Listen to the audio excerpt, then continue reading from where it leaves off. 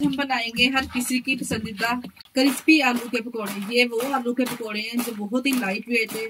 आप वो पकौड़े हैं जो हल्के से लाइट और क्रिस्पी क्रंची, टी टाइम के लिए, इफ्तार पार्टी के लिए और यहाँ फिर बच्चों के लंच बॉक्स के लिए आइडियल रेसिपी है। बिस्मिल्लाहिर्रहमानिर्रहीम। उम्मीद करती हूँ सब खैरियत से होंगे, खुशहाल होंगे, जहाँ भी रहें खुश रहें, आबाद रहें। आज मैं आप लोगों के साथ ऐसे लाइट वेट क्रिस्पी क्रंची पकौड़ों की रेसिपी शेयर करूंगी ना, जिसको बनाने के लिए मैक्सिमम सिर्फ 10 से 15 मिनट लगेंगे। ये क्रिस्पी क्रंची बनेंगे ना, आप इसकी आवाज से अंदाजा लगा सकते हैं ये कितने क्रिस्पी क्रंची पकौड़े बनके तैयार हुए हैं। चले जी, फिर देर किस बात की, मजेदार से क्रिस्पी क्रंची पकौड़ों की रेसिपी को बनाना स्टार्ट करते हैं। वीडियो को फुल वॉच कीजिएगा। वीडियो पसंद आए वीडियो को लाइक और चैनल को लाजमी सब्सक्राइब कर दिया करें। बनाने के लिए सबसे पहले यहाँ पे हमने 3 दरमियानी साइज के आलू ले लिए। इसका छिलका हमने रिमूव कर लेना और पानी में हमने इसको डिप कर लेना है ताकि इनका कलर चेंज ना हो। और यहाँ पे आपने इसकी कटिंग चेक कर लेनी है। आप इसकी कटिंग स्लाइसिस की मदद से भी कटिंग कर सकते हैं। जो ऊपर वाला इस तरह से पार्ट है वो हम इसको ऊपर से रिमूव कर देंगे और इस तरह इसके पतले पतले से हम स्लाइसिस काट लेंगे। अगर आप चाहे तो कटर की मदद से भी काट सकते हैं। मैंने इसलिए आपके सामने नाइफ की मदद से कटिंग करी हूँ कि हर घर में कटर मौजूद नहीं होता। इस तरह से पतले पतले से हमने जो स्लाइसेस है तमाम आलू के इसी तरह से काट लेनी है। यहाँ पे मैं आपको चेक करवाती हूँ कि आलू का स्लाइसेस हमने कितना पतला और कितना मोटा हमने रखना है। यहाँ पे चेक करें, इतना पतला हमने आलू का जो स्लाइस है वो कटिंग करना है। ना ही ज्यादा हमने देखिए इसको मोटा रखा है और ना ही ज्यादा पतला रखा है। इतना हमने स्लाइसेस रखना है आलू का। तमाम आलू इसी तरह से हम कटिंग कर लेंगे। अभी देखिए तमाम आलू को हमने काट लेना है।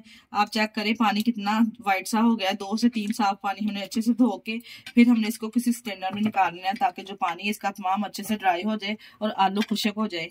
अगर आप चाहे तो इस तरह से आप पानी ड्राई करके इसको पंखे के नीचे भी अच्छे से फैला देंगे किचन टॉवल के साथ, तो बहुत ही जबरदस्त आलू खुशक हो जाएंगे इसके साथ।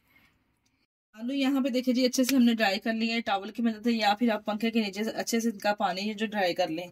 अब हम इसका मजेदार सा मेज़ा रेडी कर लेते हैं, जिसके लिए यहाँ पे हमने एक बाउल ले लिया है। इसमें शामिल करेंगे 1/2 कप हमने बेसन छान के साफ करके शामिल करेंगे। साथ में इसके ऐड करेंगे 3 टेबलस्पून यहाँ पे मेरे पास है कॉर्नफ्लोर।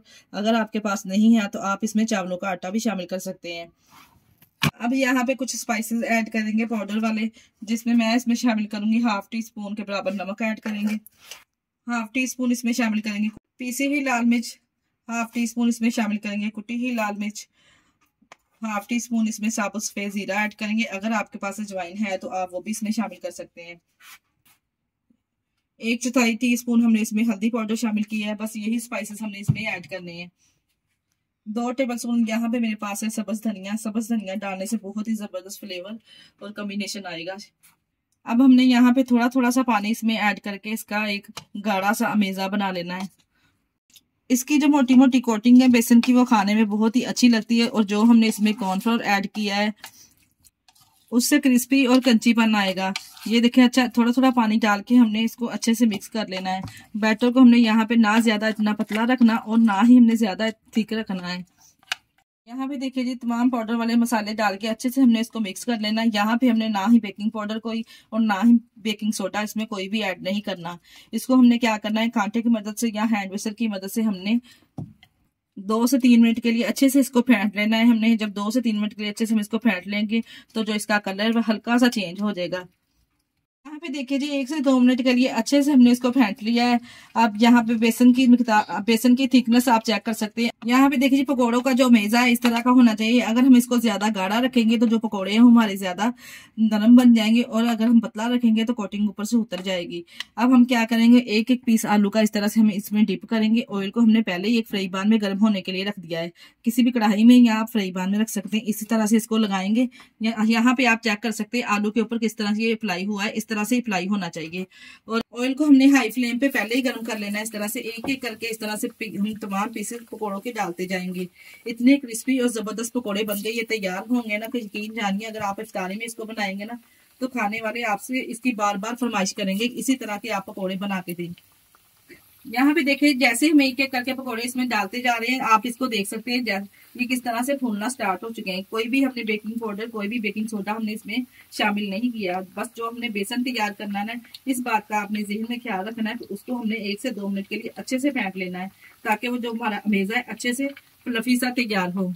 जितने पकोड़े एक पैन में इस तरह से एडजस्ट होंगे इतने हम इसमें डालने एक एक करके और 1 से 1.5 मिनट के बाद इसकी साइड चेंज कर देंगे।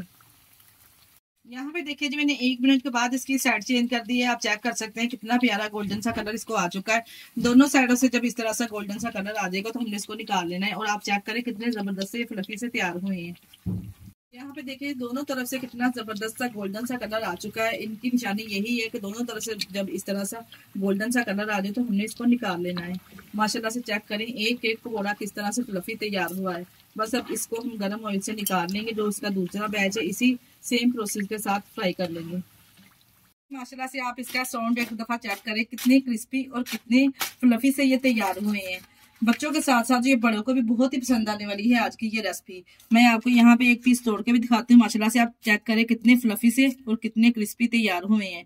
इसकी लेयर भी आप चेक करें, बेसन की जो हमने इसकी लेयर लगाई है कितने जबरदस्त क्रिस्पी क्रंची बनके तैयार हुए हैं। इसी स्टेज पे अगर आपको हमारी वीडियो जरा से भी अच्छी लग रही तो हमारी वीडियो को लाइक और चैनल को सब्सक्राइब लाजमी कर दिया करें। अपने अजीजों में रिश्तेदारों में भी शेयर कर दिया करें।